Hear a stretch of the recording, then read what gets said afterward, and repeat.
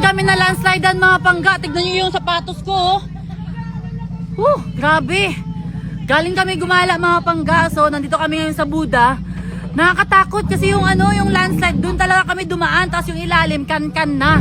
Wala nang lupa. So anytime pwede siyang bumagsak. So yung problema namin ngayon mga pangga, paano ilalabas yung mga sasakyan, yung mga motor, yung bus na galing dito sa Buda papunta doon sa Jensan bukas. Kasi 7 AM yung biyahe namin bukas. Buti yung sa first, nakadaan yung pick up namin. Yung pangalawa, doon yung nilagay na namin yung pick up namin kasi di na talaga kaya. Kasi kahit motor, kahit tao, hindi mahirapan talaga mga pangga. Ayan o. Paaribil. Paaribil. Pinasok ang... Ayan o, mga paaribil o. Ayan o. Diba? Editing lang, wait lang. Ayan o. Buti na lang guys, safe tayo.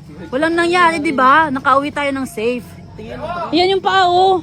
Sapatos pa siya. Kasi dumaan talaga kami sa may landslide.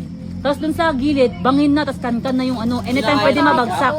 Hindi na kaya talaga, kahit motor, kahit tao, mahirapan. Tapos, dinadala na lang namin sa vlog. wala na. Nakatakot talaga, promise.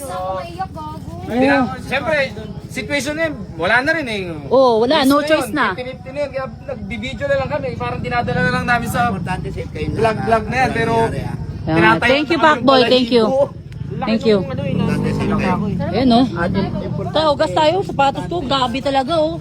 As in, sobrang putik talaga mga pangga. Tara na.